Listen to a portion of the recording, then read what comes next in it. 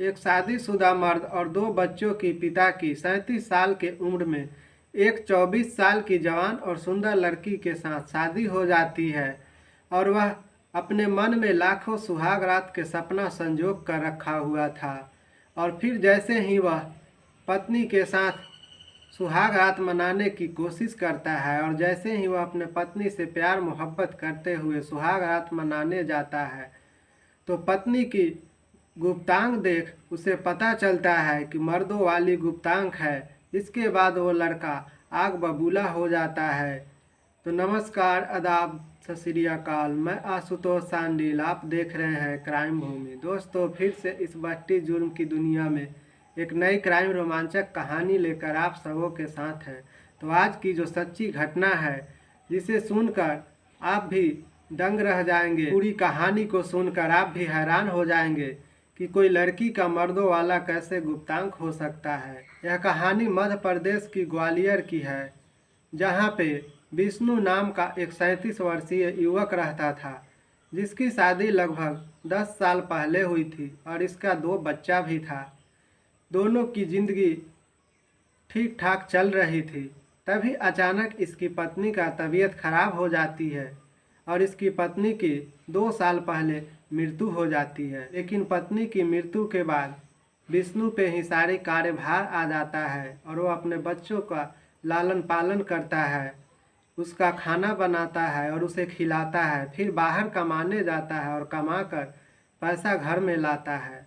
ऐसा ही जिंदगी कुछ कट रही थी। तभी तक कुछ रिश्तेदार और उसके हित मित्र उसके पास आते हैं और बोलते हैं कि कब तक तुम्हारा जिंदगी ऐसे कटेगा, तुम शादी कर लो। इधर विष्णु भी शादी का इंतजार में ही था कि अगर किसी लड़की वाले मेरे पास आते हैं तो मैं शादी कर लूँगा बच्चों का लालन पालन के लिए। तभी कुछ नाते रिश्तेदार विष्णु के पास आते हैं और बोलते हैं कि एक लड़की है 24 साल की जो कि शादी करना चाहती है। उसके माँ पिता काफ़ी गरीब हैं, कुछ दान दहेज नहीं देंगे।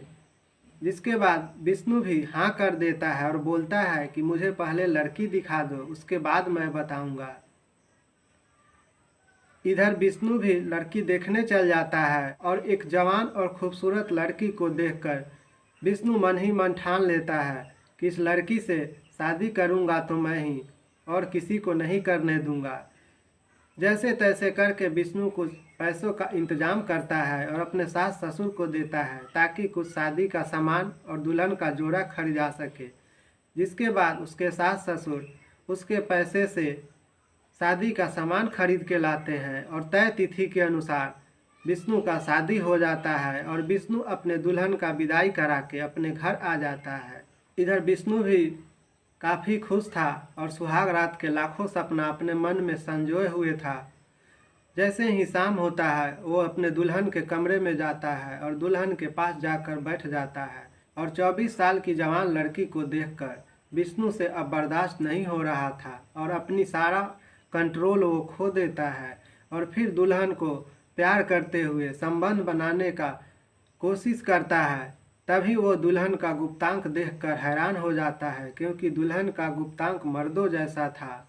यह देखकर विष्णु काफ़ी आग बबूला हो जाता है और वह दुल्हन से गुस्से में पूछता है कि जब तुम्हें पता था कि तुम्हारी गुप्तांक मर्दों वाली है और तुम्हारे अंदर लड़की जैसा कुछ नहीं है तो तुम मुझसे शादी क्यों की। यह सुनकर दुल्हन भी बोलती है कि मेरे माता और पिता को भी पता था कि मेरा गुप्तांक मर्दों जैसा है तो तुम्हें बताए होंगे, तुम भी जानकर मुझसे शादी क्यों किया। जिसके बाद विष्णु काफ़ी और गुस्सा हो जाता है और गुस्से में अपने सास और ससुर के पास फ़ोन लगा देता है और फिर सास ससुर से बोलता है कि जब आप लोगों की सारी बातें पता थी तो मेरे साथ धोखा क्यों किए। विष्णु की बात सुनते ही उसके सास ससुर सारी बात मानने से इनकार कर देते हैं और बोलते हैं कि अगर मुझे पहले पता रहता तो मैं शादी नहीं करता।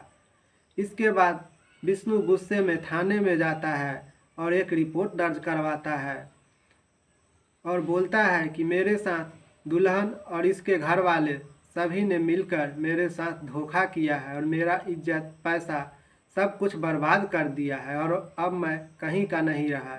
जिसके बाद विष्णु थाने से निकलकर सुप्रीम कोर्ट पहुंचता है और सुप्रीम कोर्ट पहुंचकर एक याचिका वहां भी दायर कर देता है। विष्णु की सुप्रीम कोर्ट में याचिका दायर करने के बाद जज साहब ने पुलिस से 7 दिन के अंदर इस केस की जांच रिपोर्ट मांगी। बाकी इस कहानी पे आपकी क्या राय है और विष्णु को क्या करना चाहिए? क्या विष्णु सुप्रीम कोर्ट में याचिका दायर करके सही किया या गलत?